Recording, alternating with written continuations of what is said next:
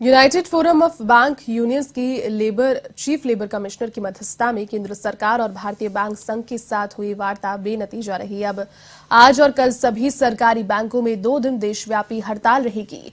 केंद्रीय श्रम मंत्रालय में सीएलसी की मध्यस्थता में दोनों घटकों के बीच 2 दिन तक वार्ता चली, लेकिन सार्वजनिक क्षेत्र के बैंकों का निजीकरण करने के मुद्दे पर बात अटक गई है। यूएफबीयू ने सरकार की ओर से बैंकों के निजीकरण संबंधी विधेयक संसद में पेश नहीं करने के लिए ठोस आश्वासन मांगा, लेकिन आईबी और सरकार की ओर से आश्वासन नहीं दिया गया। उसके बाद यूनाइटेड फोरम ने पहले से तय 2 दिवसीय बैंक हड़ताल पर कायम रहने की घोषणा की है। अब 2 दिन तक सार्वजनिक क्षेत्र के सभी बैंकों में देश भर में हड़ताल है।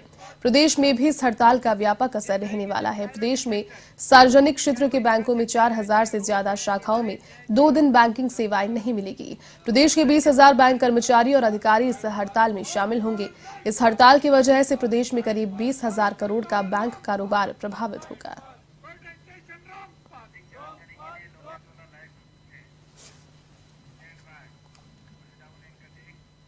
चलिए इसी खबर पर अधिक अपडेट के साथ सहयोगी लोकेश ओला इस वक्त मेरे साथ लाइव जुड़ चुके हैं। लोकेश, देखिए, कल एक लंबी बातचीत यहां पर यूनाइटेड फोरम ऑफ बैंक की हुई, लेकिन जिन मुद्दों पर बात अटकी हुई थी वहां अटकी ही रह गई। 2 दिन तक अब देशव्यापी हड़ताल बैंक की रहने वाली है। सबसे पहले तो कितनी ज्यादा मुश्किलें इन 2 दिनों में आम जनता को देखनी पड़ सकती है, क्योंकि बैंकिंग से जुड़े हुए, नेट बैंकिंग से जुड़े हुए सारे काम ठप हो जाएंगे।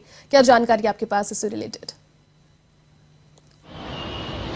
देखिए, बैंकों के प्राइवेटाइजेशन और बैंकिंग लॉ अमेंडमेंट बिल 2021 के खिलाफ देश भर में तकरीबन 7 यूनियन के जो कर्मचारी हैं उनकी हड़ताल है और इसमें देश भर के जो सरकारी बैंक हैं उनके कर्मचारी हड़ताल पर रहेंगे। ऐसे में किसी भी तरह का कामकाज इन 2 दिनों में नहीं होगा।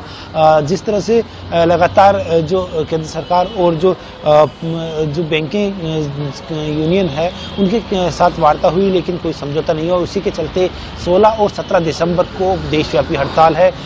इस हड़ताल के अंदर बात करें तो राजस्थान के तकरीबन 20,000 बैंकिंग कर्मचारी है और जो अधिकारी है वो हड़ताल पे रहेंगे। इसके चलते राजस्थान की बात करें तो राजस्थान में तकरीबन 20,000 करोड़ का जो नुकसान है वो यहाँ पर होगा बैंकों को। लेकिन बात करें तो जिस तरह से जो सरकारी बैंकों के प्राइवेटाइजेशन और बैंकिंग लॉ अमेंडमेंट बिल 2021 को लेकर ये लगातार जो विरोध मार्च से ही किया जा रहा था और उसी विरोध के चलते लगातार वार्ता हुई, समझौते हुए, लेकिन किसी तरह का समाधान नहीं निकल पाया। और उसी समाधान के नहीं निकलने के चलते तकरीबन बैंकों की 9 यूनियनों में से 7 यूनियनों ने हड़ताल का समर्थन किया और पूरे देश व्यापी हड़ताल शुरू की गई है। इसी हड़ताल के अंदर बात करें तो राजस्थान सहित देश के अन्य राज्यों के जो कर्मचारी है वो आज सरकारी बैंकों के कर्मचारी है वो कामकाज के लिए नहीं पहुंच रहे और 2 दिन हड़ताल रहेगी। बात करें तो जिस तरह से मार्च में प्राइवेटाइजेशन का जो बिल आया था और उसी के साथ विरोध शुरू हुआ था, इसके चलते जो देश के तकरीबन 12 सरकारी और उनसे जुड़े हुए तकरीबन 10 लाख से अधिक और राजस्थान के तकरीबन 25,000 के लगभग कर्मचारी शामिल थे।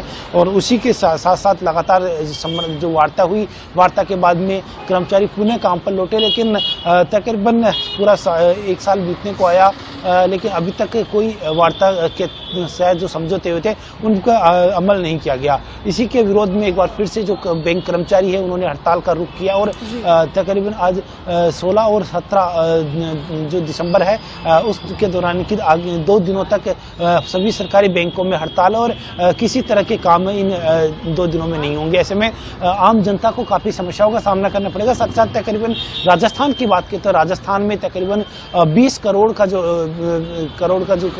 20,000 करोड़ का करीबन जो कारोबार है वो इससे प्रभावित होगा। जी जयती। बिल्कुल, चलिए लोकेश, बहुत शुक्रिया फिलहाल साथ जुड़ने के लिए और तमाम जानकारी साझा करने के लिए। तो ये थे सहयोगी लोकेश ओला।